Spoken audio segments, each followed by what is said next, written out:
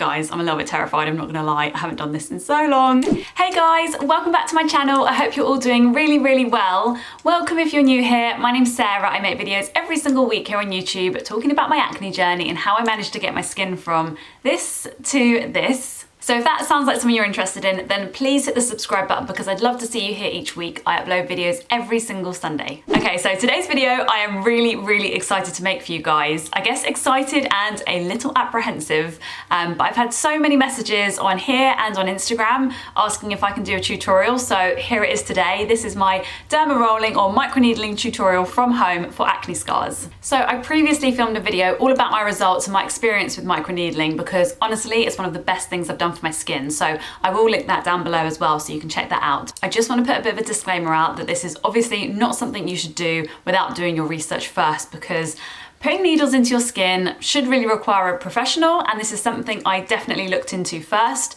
And to be honest, I just did a ton of research by speaking to a dermatologist and really looking up online ways to do this and following other people, a bit like how you guys might be doing today. But yeah, it really is at your own risk, and if you have any doubts that you can't do this properly, then I would really recommend getting this done professionally. I also want to say that patience is absolutely key, so this is not something that's going to get rid of your acne scars overnight. I honestly wish it would, but it's not the case. I think it may have even taken me nearly a year to see results with this. So yeah, hang in there. This is something you need to keep doing on a continued basis so that you can really see maximum results. I am so happy that I'm able, in this fortunate position to be able to explain what actually really helped my acne scars, because honestly, there were some points where my scars bothered me so much and I never thought that there would be a point in time where I could actually give other people advice and information on what worked for me and how I managed to actually clear my scars up.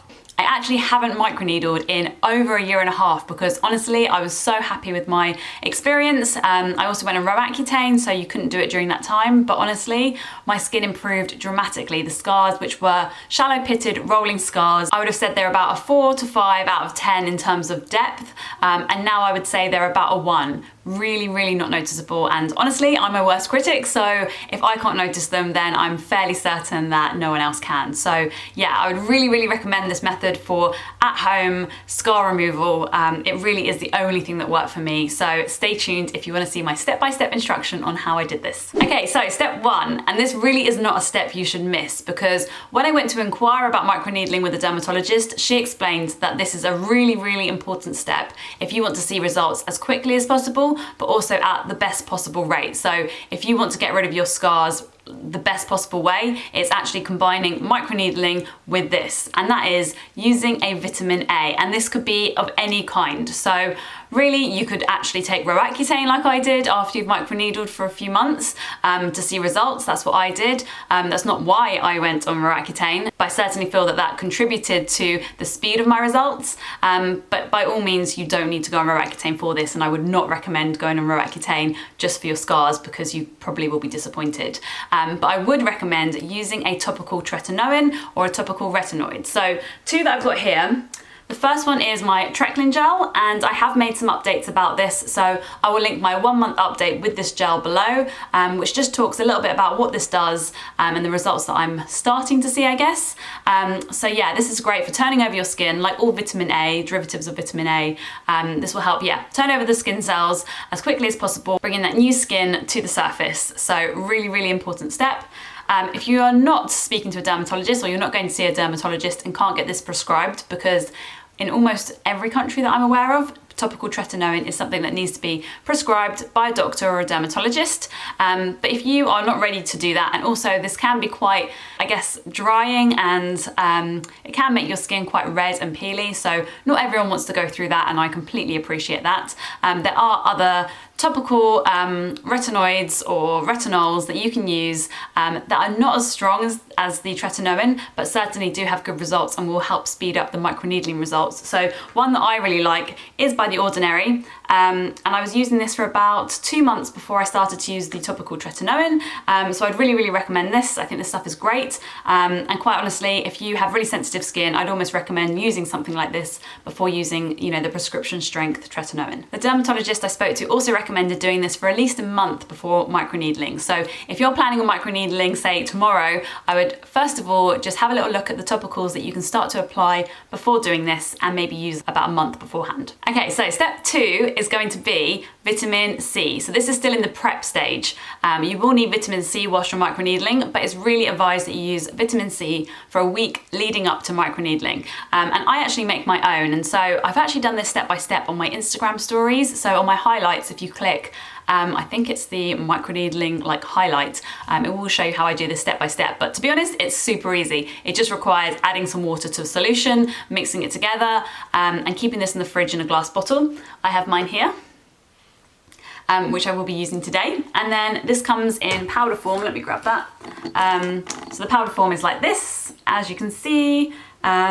Yeah, you mix this with water and keep it in the fridge, and it's great. It really lasts a while, and also it's super cheap, so you don't need to spend fortunes on, you know, really expensive vitamin C serum. This you can make at home for under £5. So I usually use this just after I've cleansed. I keep it in this glass spray bottle, so I will just spray it across my damp skin and then I'll moisturize. So next step, I think we're on step number 3, is to double cleanse, because before you start rolling or stamping or penning or whatever you want to call it, you need to have a completely clean face. So yeah, I'm gonna put my hair up and get going with this really. So I'm not gonna lie, a little bit nervous. As I said, I have not done this for a year and a half, so yeah. So first of all, I like to use just some cotton pads, and I use a bit of the Garnier Micellar water. I love this stuff. I usually use it to take my makeup off. I'm not wearing any makeup today, but I thought it's probably worth double cleansing, like I said, just to make sure that there is no impurities or moisturizer, which I have got on today. Yeah, anything like that. You just really want to take this off to make sure that your face is super clean. There's a mirror behind me, so that's why you might see me looking off camera, because obviously you need to look at what you're doing when you're putting needles into your face. So next up, part of my double cleansing is using Cetaphil, which I love. I use this every single day. So yeah, I just put a couple of pumps into my hands, and then I massage that into my face. And then I'm gonna go and wash it off. Okay, so wash my face, double cleansed, and I'm ready to go. Looking you over, you don't know my name yet. But by the time you... So the only thing I'm gonna put on my skin before I start to microneedle is the vitamin C serum that I was talking about. Try not to get it into your eyes, that's also a critical thing. Okay, and we are ready to roll, literally. The dermaroller and dermapen have now been in the surgical spirit for about half an hour, so I've just taken out the dermaroller.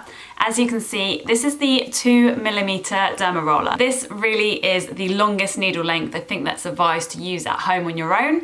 Prior to this, I have used a 1.5mm, so really the option is there to do either. I think if you have deep pitted scarring, then it's definitely recommended to use a 2mm. But yeah, the choice is yours. I'm trying this with a 2mm to see what results I get. So yeah, I guess just do your research, make sure you're doing this safely and, you know, completely making sure everything's sterilized and clean, and then you are good to go.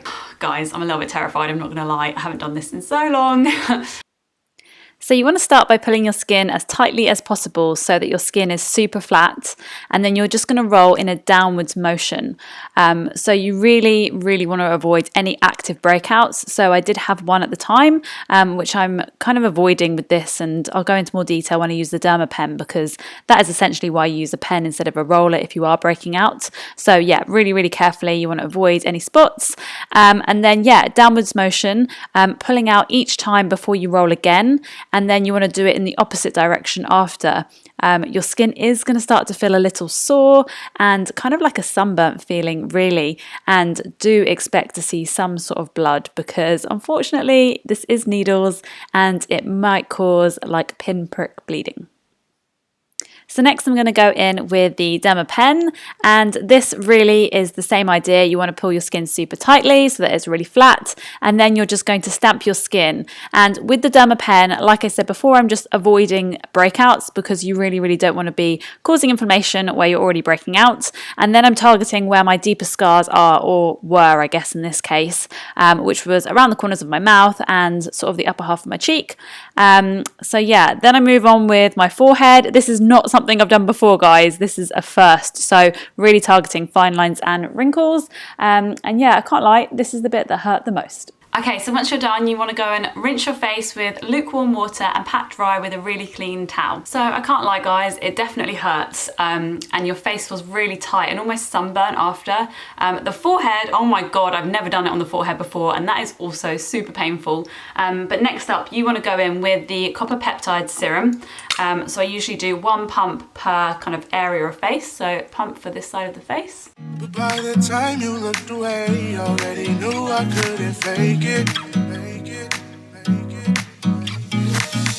And I let that sink in for a few moments.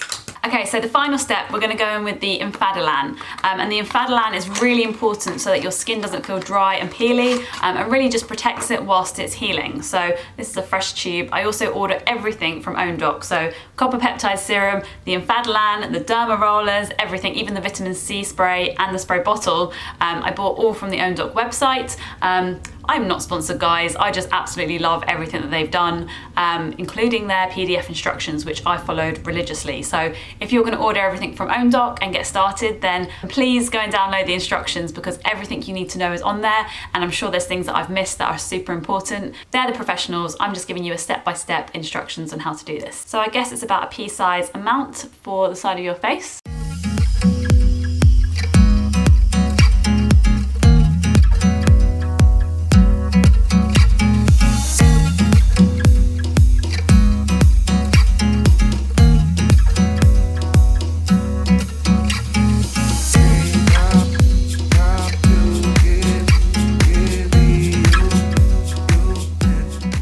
So next you want to put your dermaroller and your dermapen into some soapy warm water so that you can thoroughly clean it before putting it back into the surgical spirit or rubbing alcohol if you're in the US, so that it can soak for about half an hour again to disinfect your dermaroller and dermapen so that they're ready to use next time. I'm now back. Okay, so it's been 2.5 hours. It's now 6 o'clock in the evening, and I just thought I'd give you a quick update on how my skin is looking a few hours on. As you can see, it's still looking a little red. The camera's not picking up too well. But yeah, nothing as bad as when I first finished dermarolling. So it's really manageable, and I do think you can, you know, go to work, go to school, do whatever the next day, and you won't notice any redness. So yeah, this is what it looks like. Obviously still a bit greasy from the Infadolan, but otherwise all is good. It doesn't feel like it's burning and tight anymore. It's, yeah, pretty easy. A little bit inflamed, but nothing crazy. Thanks so much for watching this video, guys. I really hope you found it helpful. I'd love to know if you're gonna try this, and also keep me posted on your results if you are, because this has worked so well for me, and I really hope I can share this with someone else and it helps their skin too. Like I said at the beginning of this video, I upload videos every single Sunday, so please stick around and subscribe because I'd love to see you here each week. I've also started an Instagram, so my handle is @Sarah_skinstory, so I'd love to see you over there too. And until next time, guys, I will see you in my next one. Bye.